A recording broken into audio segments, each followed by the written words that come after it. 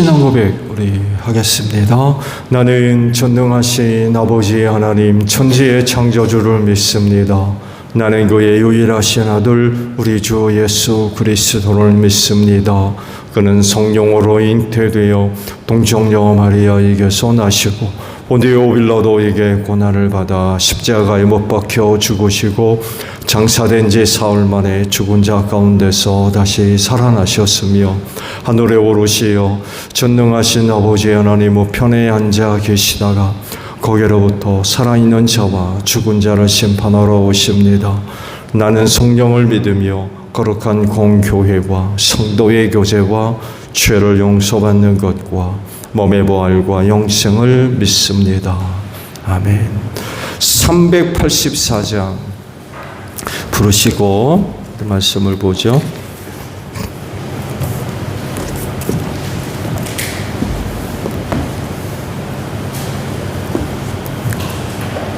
(384장입니다)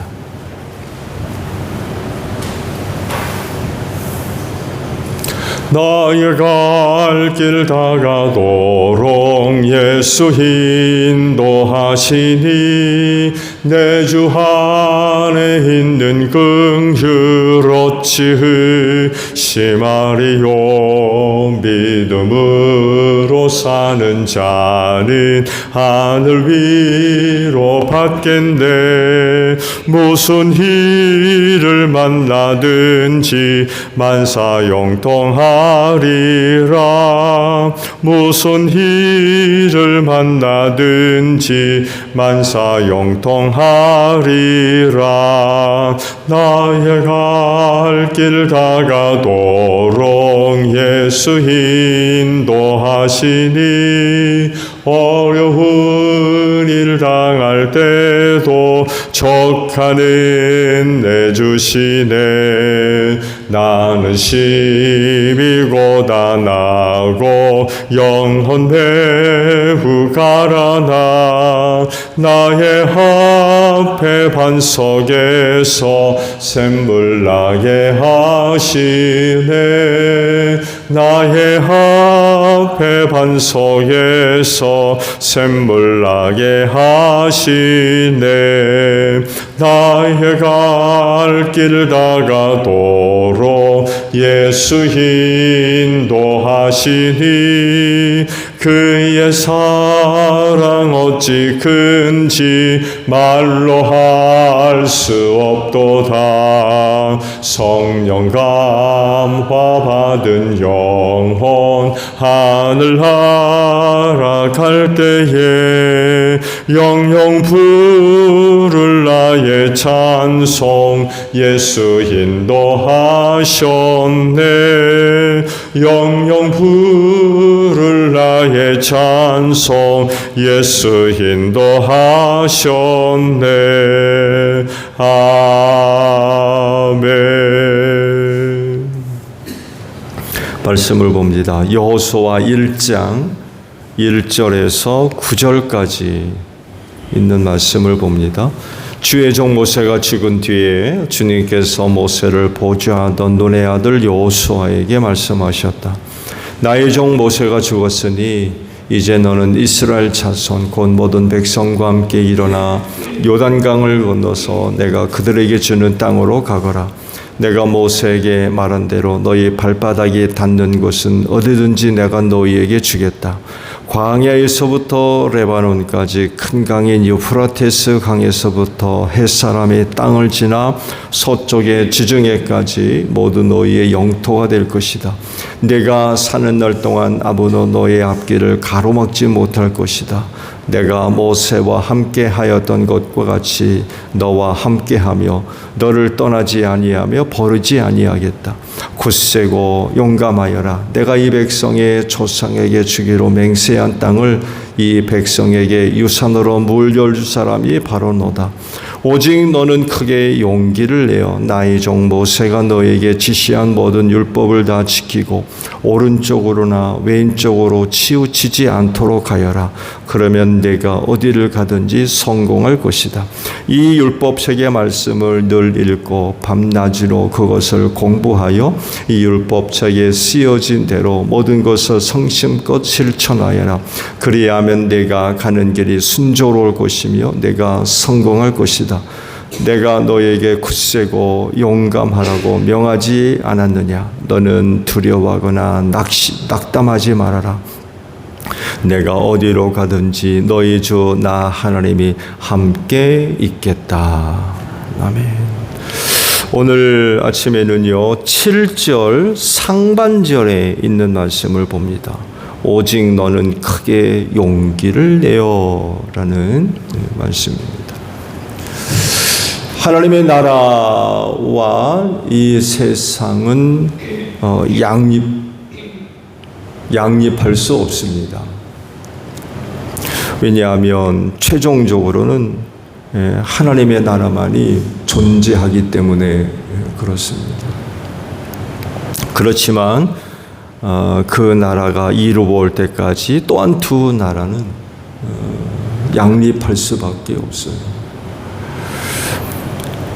이렇게 하나님의 나라와 이 세상이 양립할 때 나타날 수밖에 없는 그런 모습은 갈등이지요. 왜냐하면 나라가 서로 다르기 때문에 그렇습니다. 일단은 다스리는 자가 다르죠. 하나님의 나라는 하나님이 다스리십니다. 물론 이 세상도 하나님께서 다스리지만 악한 영들이 또한 역사하는 그런 곳이죠. 사망 권세를 잡고 이 세상에서 강력하게 역사를 하고 있죠. 하늘나라는 구원받은 백성들이 머물렀지만 이 세상은 또 전혀 그렇지 않죠. 사탄의 자식들과 함께 공존하는 곳이 바로 이 세상입니다. 하늘나라와 같이 오늘 이 세상에 구원받은 하나님의 자녀들만 있다고 한다면 그렇게 크게 문제가 되지 않겠지요. 그렇지만 그렇지 않은 사탄의 자식들이 또 함께 공존하고 있기 때문에 둘 사이에 많은 그런 그 갈등들이 나타날 수밖에 없죠. 그래서 문제는 사실 하늘나라가 문제가 아니라 오늘 발을 딛고 사는 이 세상이 큰 문제죠. 결국 세상 나라는 멸망할 수밖에 없지만 그럼에도 불구하고 이런 곳에 하나님의 뜻을 실현해야 되죠. 하나님의 뜻이 이루어지도록 해야 됩니다. 그게 뭐겠어요? 세상 구원이죠. 죄인 구원하는 것입니다. 세상 나라에서 하나님의 뜻을 실현하기 위해서 부름을 받고 또 선택을 받았고 또 세움을 받았으며 보냄을 받은 사람들이 많은 그런 그 어려운 일들을 겪을 수밖에 없죠. 많은 회방, 또 대적, 미움받고 핍박받는 그런 그 일들이 나타날 수밖에 없죠. 하나님께 영광 돌리고 하나님을 예배하며 하나님을 섬기고 선을 행하고 하나님의 뜻에 순종하는 그런 그 삶이 그렇지 않은 자들에 의해서 많은 회방과 또 어려운 일을 당하죠. 주께서 친히 말씀하시죠. 세상이 너희를 미워할 거라고 그런 그 말씀을 하셔서 경건하게 사는 자들은 핍박받을 수밖에 없다라고 말씀을 하고 계시죠. 이들에게 필요한 게 뭘까요? 여호수아서의 그 내용은 가나안 땅을 정복하는 그런 그 과정들을 이제 기록을 하고 있죠. 그래서 여호수아서를 볼 때 좀 조심해서 봐야 됩니다. 자칫하게 되면 오해가 발생할 수 있기 때문에 그렇습니다. 실제로 어떤 사람들은 그 사회를 연구하는 사회학자들은 이 여호수아서를 근거로 해서 하나님을 이상하게 얘기하는 그런 그 사람들이 있습니다. 이스라엘이 섬기는 하나님이 잔인하다는 거예요. 이제 앞으로 말씀을 계속해서 보겠습니다만 해도 그들이 이스라엘에 섬기는 하나님이 왜 그렇게 잔인하다라고 이야기하느냐라고 할 때 가나안 정복에 관한 그런 그 말씀들 때문에 그렇습니다. 뭐라고 말씀하세요? 하나도 안 넘기지 말라는 거예요. 모든 것들은 다 짐승에까지 살리지 말아요.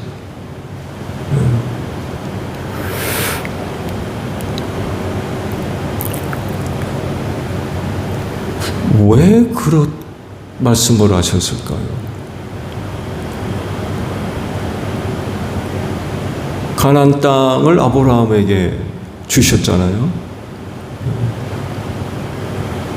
그래서 그런 약속의 말씀을 이루기 위해서 이집트에서 출애굽을 시켜서 이제 가나안 땅까지 인도해 들이셨는데 그 가나안 땅에 사는 모든 것들을 다 쓸어버리라고 그렇게 명령을 하셨는데 그 이유가 뭘까요?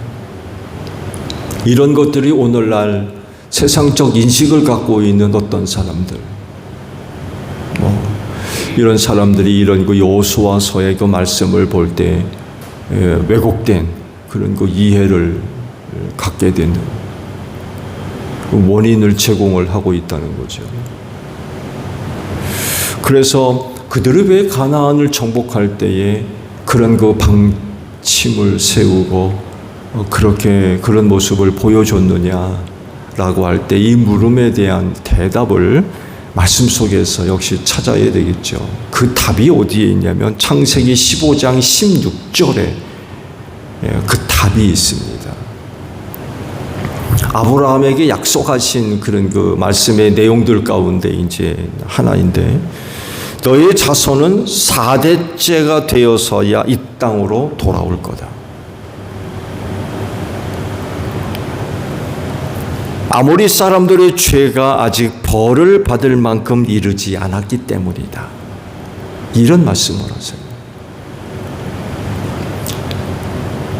너의 후손이 이집트로 내려가서 종살이를 하다가 이제 4대 만의 곳으로 올라올 터인데 그 4대를 하나님께서 정해놓은 이유가 어디 있느냐? 가나안의 부족들을 심판하시기로 작정을 하시고 그들의 죄악이 가득 찰 때까지 기다렸던 시기입니다. 그러면서 이스라엘 백성들로 하여금 이집트로 내려보내서 민족으로 성장시키시고 그들을 출애굽시켜서 가나안 땅으로 들이시면서 가나안의 7 부족을 심판하십니다. 심판하시는 도구로 이스라엘 민족들을 사용하셨던 거예요.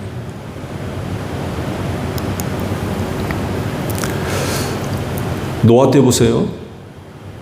노아 식구 제외하고 다 죽였어요.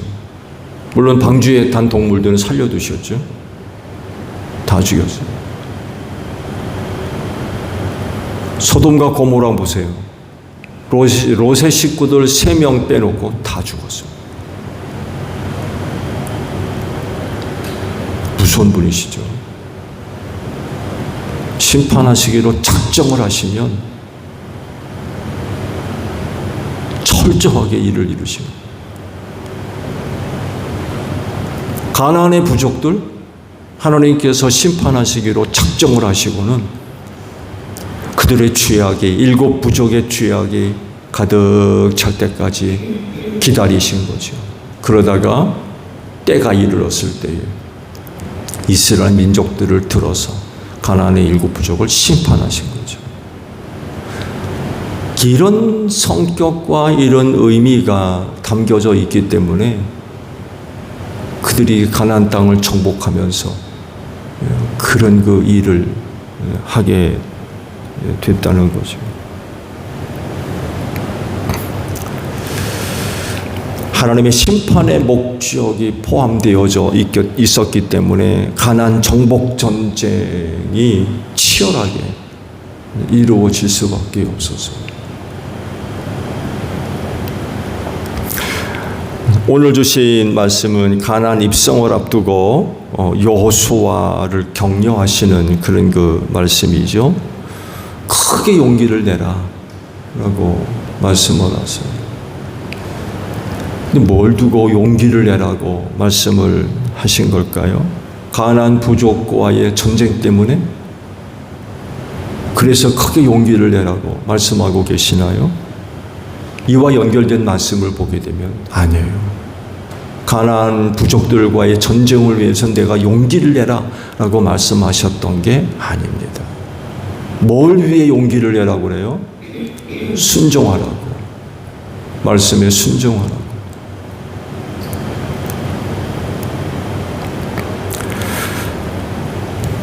가나안 땅에서 그리고 그 땅을 정복하는 과정이 결코 쉽지가 않습니다. 그런 곳에서 또 그런 상황에서 하나님의 말씀을 지키고 따르는 게 쉽겠습니까? 쉽지가 않은 거예요. 좌절시키고 낙심하며 두려워할 수밖에 없는 일들이 수도 없이 일어납니다.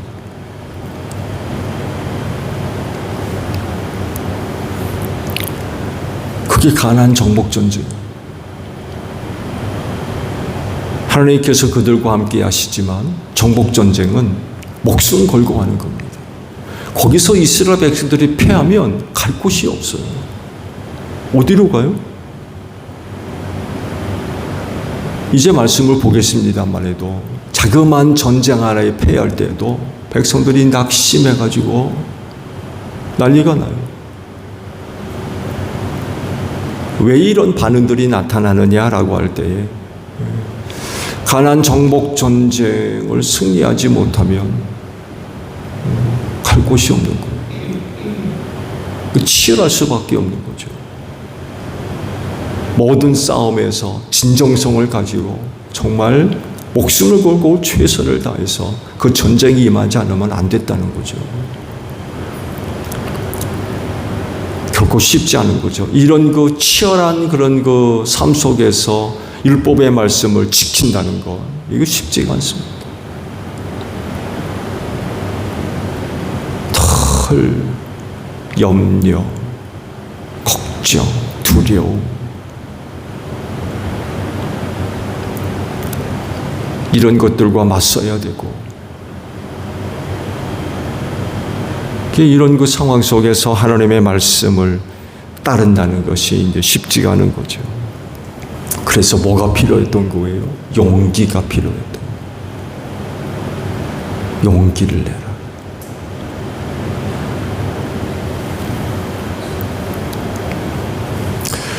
그리스도인이 발붙여 사는 곳, 악한 세상입니다. 이런 곳에서 그리스도인으로서 사는 건 결코 쉽지 않습니다. 여러분, 여기 천국 아니에요.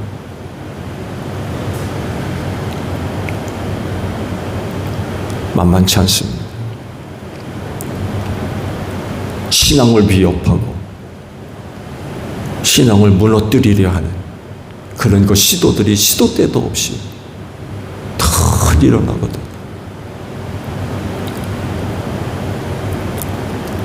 이런 세상에서 그리스도인으로서 사는 삶이 치열할 수밖에 없어요. 믿음을 지켜야 되기 때문에.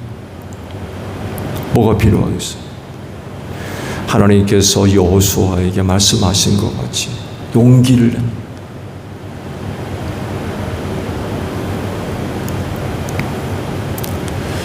세상이 집어삼킬 듯이 달려든다 할지라도 결코 그리스도인들을 망하게 하지 못할 겁니다. 하나님께서 지켜주시고 또 보호해 주시고 인도해 주시는 그런 그 은혜가 있는 줄로 믿습니다. 그런 하나님으로 인하여서 용기를 내야 됩니다. 오늘도 새벽 기도를 통하여서 그 하나님으로 인하여서 용기를 내시기를 바랍니다. 그리스도인들을 넘어뜨리려 대적하는 대적까지 눈에 보이고 저들의 소리가 귀에 들리고 느껴지고 경험하는 그 어떤 것들이 있다 할지라도 낙심하거나 두려워하지 말고 그 하나님으로 인하여 용기를 내서 믿음을 지키고 하나님의 말씀에 순종하며 끊임없이 하나님의 뜻을 실현해 나갈 수 있는 여러분들이 되시기를 바랍니다. 주기도문 합니다. 하늘에 계신 우리 아버지, 아버지의 이름을 거룩하게 하시며 아버지의 나라가 오게 하시며 아버지의 뜻이 하늘에서와 같이 땅에서도 이루어지게 하소서. 오늘 우리에게 일용할 양식을 주시고 우리가 우리에게 잘못한 사람을 용서하여 준 것 같이 우리 죄를 용서하여 주시고 우리를 시험에 빠지지 않게 하시고 악에서 구하소서. 나라와 권능과 영광이 영원히 아버지의 것입니다. 아멘. 기도하겠습니다.